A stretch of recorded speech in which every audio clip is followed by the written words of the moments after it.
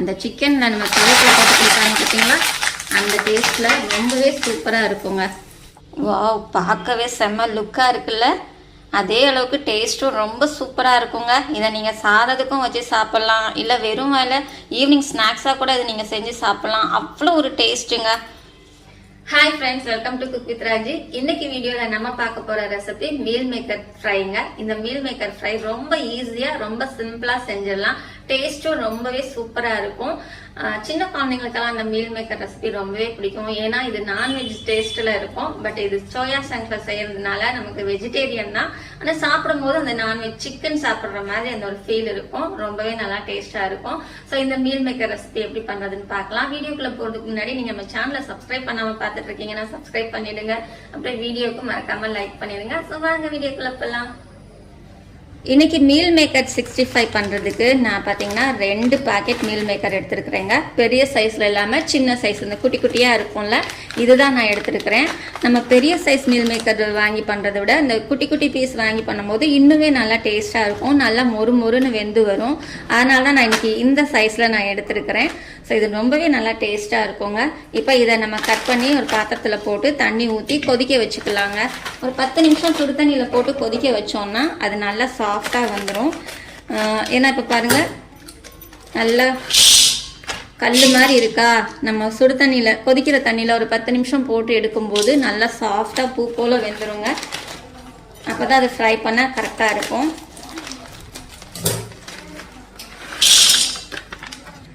இவ்வளோ meal maker இருக்கு. இதை வந்து நம்ம கொதிக்கிற தண்ணியில் போட்டு எடுத்துக்கலாங்க.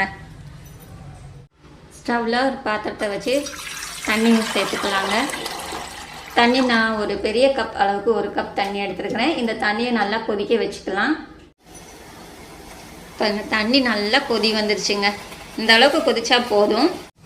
ஸ்டவ் ஆஃப் பண்ணிட்டு இந்த கொதிக்கிற தண்ணியை அப்படியே எடுத்து வச்ச மீல் மேக்கரில் ஊற்றிடலாங்க. நல்லா முங்குற அளவுக்கு ஊற்றிடுங்க. பாருங்க, நான் நிறைய ஃபுல்லாக ஊற்றிட்டேன். இப்போ இதை ஒரு 10 நிமிஷம் அப்படியே மூடி வச்சிடலாங்க. அந்த சூட்லேயே நல்லா ஊறி வந்துடும். ஊறினதும் நல்லா சாஃப்ட் ஆயிடும். 10 நிமிஷம் நல்லா ஊறி வந்துருச்சுங்க. பாருங்க எவ்வளோ நல்லா ஊறி இருக்கு. இதை வந்து நம்ம அப்படியே கையை விட்டு எடுக்க முடியாது. இது நல்லா தண்ணியை புழிஞ்சு எடுக்கணும். தண்ணி இன்னும் ரொம்பவே சூடாக இருக்குது. அதனால் நம்ம என்ன பண்ணோம்னா, இந்த தண்ணியை ஃபில்டர் பண்ணிவிட்டு பச்சை தண்ணியில் ஒரு தடவை கழுவிட்டு அதுக்கப்புறமா நம்ம பிழிஞ்சு எடுத்தோம்னா நமக்கு பிழியறதுக்கு ஈஸியாக வரும். ஏன்னா இப்போ கொதிக்க கொதிக்க இருக்குது, அப்படியே கையை விட்டுறாதீங்க, கை வெந்துடும். சுடு தண்ணியை ஃபில்டர் பண்ணிவிட்டு நான் பச்சை தண்ணியில் ஒரு தடவை கழுவிட்டு மறுபடியும் ஒரு தடவை தண்ணி பிடிச்சி கொண்டு வந்திருக்கேன். பார்த்தீங்களா எவ்வளோ நல்லா சாஃப்டாக ஊறி வந்திருக்கு. இப்போ நம்ம இதை நல்லா புழிஞ்சிக்கலாங்க. இந்த மாதிரி சுத்தமாக தண்ணி இல்லாமல் நல்லா இருத்தி புழிஞ்சிருங்க. ஏன்னா அதிகமாக தண்ணியோட சேர்த்தோன்னா நம்ம பொரிக்கும் போது எண்ணெய் ரொம்ப குடிக்கும். அதனால் நல்லா எந்த அளவுக்கு முடியுமோ அந்த அளவுக்கு நல்லா புழிஞ்சிருங்க. அப்போ தான் டேஸ்டாகவும் இருக்கும். பாருங்க,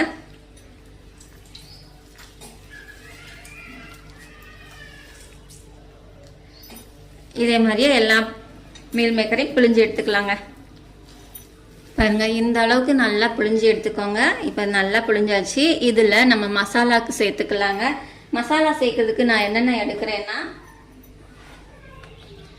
2 ஸ்பூன் அரிசி மாவு சேர்த்துக்கிறேங்க. நீங்கள் அரிசி மாவு கூட சேர்த்துக்கலாம். அப்படி இல்லைன்னா கார்ன்ஃப்ளவர் இருந்தால் கார்ன்ஃப்ளவர் கூட சேர்த்துக்கலாம். இந்த அரிசி மாவு நான் எதுக்காக சேர்க்குறேன்னா, அரிசி மாவு சேர்க்கும் போது நல்லா மொறு மொறுன்னு வரும். அதனால தாங்க நான் அரிசி மாவு எடுத்துருக்கிறேன். இப்போ காரத்துக்கு சிக்கன் 65 பொடி எடுத்துருக்கிறேங்க. இது ஒரு 3 ஸ்பூன் அளவுக்கு போட்டுக்கிறேன். இதுலேயே உப்பு இருக்குன்றதுனால நம்ம உப்பு கொஞ்சமாக போட்டால் போதும். உங்களுக்கு உப்பு அதிகமாக தேவையில்லைன்னா நீங்கள் உப்பு கம்மியாக கூட சேர்த்துக்கோங்க. இந்த சிக்கன் 65 பொடியில் உப்பு இருக்கிறதுனால நான் 1/4 ஸ்பூன் அளவுக்கு மட்டும் உப்பு சேர்த்துக்கிறேங்க. ரொம்ப சேர்த்துறாதீங்க, அப்புறம் ரொம்ப உப்பாயிடும். அடுத்ததாக இது கூட 1 ஸ்பூன் அளவுக்கு இஞ்சி பூண்டு பேஸ்ட் சேர்த்துக்கலாங்க. இஞ்சி பூண்டு பேஸ்ட்டு சேர்த்துக்கோங்க, ரொம்பவே நல்லா டேஸ்ட்டாக இருக்கும். இந்த இஞ்சி பூண்டு பேஸ்ட்டு நான் வீட்லேயே அரைச்சதான், ஏற்கனவே வீடியோ போட்டிருக்கிறேன். வேணுங்கிறவங்க செக் பண்ணி பார்த்துக்கோங்க. இப்போ இது கூடவே ஒரு அரை எலுமிச்சம்பழம் அளவுக்கு அந்த ஜூஸ் வந்து பிழிஞ்சு விட்டுக்கோங்க. ரொம்ப வேண்டாங்க, கொஞ்சமாக பிழிஞ்சு விட்டுக்கோங்க, போதுங்க. ரொம்ப வேண்டாம், அந்த டேஸ்ட்டுக்கு கொஞ்சமாக பிழிஞ்சா போதும். இப்போ இது எல்லாத்தையும் நல்லா பிணைஞ்சிக்கலாங்க.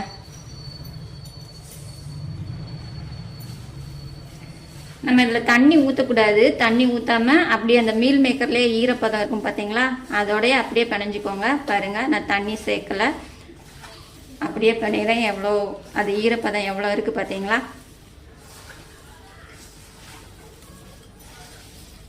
நல்லா கலந்தாச்சு. இது கலந்துட்டு ஒரு 5 நிமிஷம் நம்ம வச்சிருந்தா போதும். ரொம்ப நேரம் அப்படியே வச்சிருக்கணும், ஊற விடணும்னு எல்லாம் இல்லை. ஒரு 5 நிமிஷம் அந்த எசன்ஸ் எல்லாம் உள்ள இறங்குற வரைக்கும் ஒரு 5 நிமிஷம் அப்படியே விட்டா போதுங்க. அதுக்கப்புறம் நம்ம எண்ணெயில போட்டு பொரிச்சுக்கலாம். நீங்க இது பிணைஞ்சு வச்சுட்டு எண்ணெயை சூடு பண்றதுக்குள்ளேயே இது நல்லா ஊறி வந்துடும்.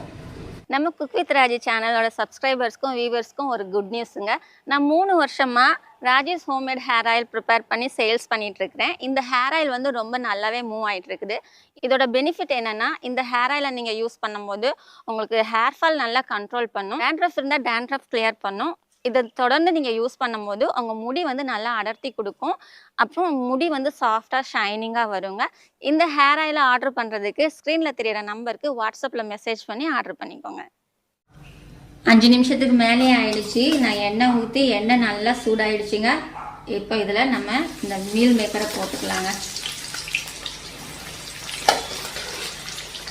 இது ஒரு 2 தடவை போட்டாலே போதுங்க. நீங்கள் கொஞ்சம் கொஞ்சமாக போடணும்ல, நிறையாவே போட்டு எடுத்துக்கலாம். ஒரு 2 நிமிஷம் அப்படியே விட்டுட்டு அதுக்கப்புறமா இந்த மாதிரி கிண்டி விட்டுக்கலாங்க. சீக்கிரமாகவே வெந்துடும், நல்லா டேஸ்டியாகவும் இருக்கும். இது சாப்பாட்டுக்கும் வச்சு சாப்பிட்லாம், இல்லை நீங்கள் ஈவினிங் ஸ்நாக்ஸாக கூட இது சாப்பிட்லாங்க. வெறுமனே அப்படியே சாப்பிட்டாலும் இன்னும் சூப்பராக இருக்கும். நல்லா வெந்து வந்துருச்சுங்க. இந்த அளவுக்கு வெந்தால் போதுங்க. இப்போ இதை எடுத்து நம்ம பாத்திரத்தில் தனியாக மாற்றிக்கலாம். சூப்பராக வெந்து வந்துருக்குதுங்க.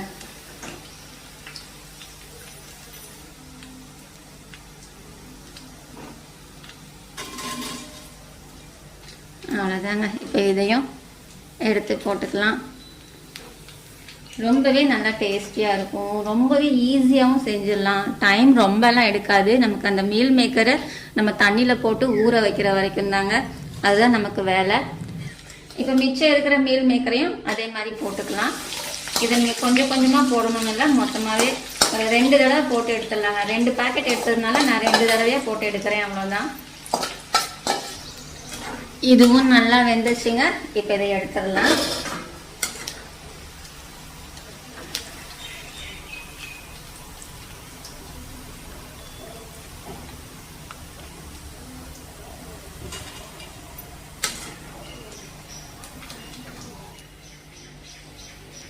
சூப்பராக எல்லாம் வெந்து வந்துச்சுங்க. இதையும் எடுத்தாச்சு. எல்லாத்தையும் சேர்த்துக்கலாம். இப்போ இதில் நம்ம ஃபைனலாக கொஞ்சமாக கருவேப்பிலை போட்டுக்கலாங்க. அந்த சிக்கனில் நம்ம கருவேப்பிலை போட்டுக்கிட்டாங்க பார்த்தீங்களா, அந்த டேஸ்ட்டில் ரொம்பவே சூப்பராக இருக்குங்க.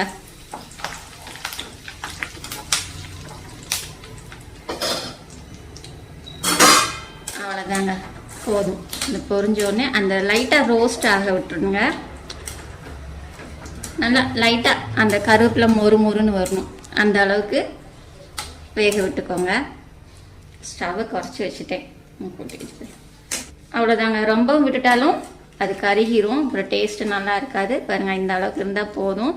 இப்போ இதை நம்ம பொரிச்சு வச்ச மீல் மேக்கரோட சேர்த்துக்கலாங்க.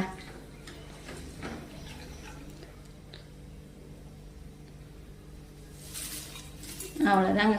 பார்க்குறதுக்கு அப்படியே சிக்கன் 65 மாதிரியே இருக்குல்ல, ரொம்ப சூப்பராக இருக்கும். ஒரு பக்கம் பார்த்தா சிக்கன் 65 மாதிரி இருக்குது, இன்னொரு பக்கம் பார்த்தா நம்ம நிலக்கடலை வறுத்து வச்சுருப்பாங்கள, எண்ணெய் கடலை, அந்த மாதிரி இருக்குல்லங்க. பாருங்கள் எவ்வளோ நல்லா இருக்குது பார்க்குறதுக்கு. அதே மாதிரி டேஸ்ட்டும் ரொம்பவே சூப்பராக இருக்குங்க. இந்த ரெசிபி ரொம்பவே சூப்பராக டேஸ்ட்டாக இருக்குங்க. இது நீங்கள் சாதத்துக்கு தான் தொட்டு சாப்பிட்ணுன்னு இல்லை, வெறும் வாயிலே அப்படியே சாப்பிட்லாங்க. வெறுமனே சாப்பிடும்போது அவ்வளோ நல்லா டேஸ்ட்டாக இருக்கும். உங்கள் வீட்டில் நீங்கள் இதை செஞ்சிட்டு இருக்கும் போதே காலி ஆயிரும்னா பார்த்துக்கோங்களேன். ரொம்பவே நல்லா சூப்பராக இருக்குங்க. இப்போ இதை ஒரு பிளேட்டில் தட்டிக்கலாங்க.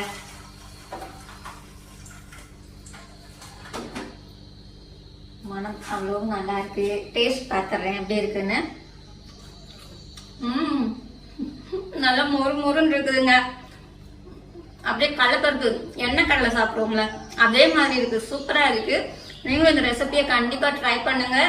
உங்களுக்கு டேஸ்ட் எப்படி இருந்ததுன்னு கமெண்ட் பாக்ஸ்ல கமெண்ட் பண்ணுங்க. இந்த வீடியோ பிடிச்சிருந்த வீடியோக்கு மறக்காம லைக் பண்ணிருங்க. அப்ப நம்ம சேனலை சப்ஸ்கிரைப் பண்ணாம பார்த்துட்டு இருக்கீங்கன்னா உடனே சப்ஸ்கிரைப் பண்ணிடுங்க. சமையல் எதுவானாலும் ரசிச்சு சமைங்க, ருசிச்சு சாப்பிடுங்க. மறுபடியும் அடுத்த வீடியோல இன்னும் ஒரு சூப்பரான ரெசிபியோட பாக்குறேங்க. பாய்.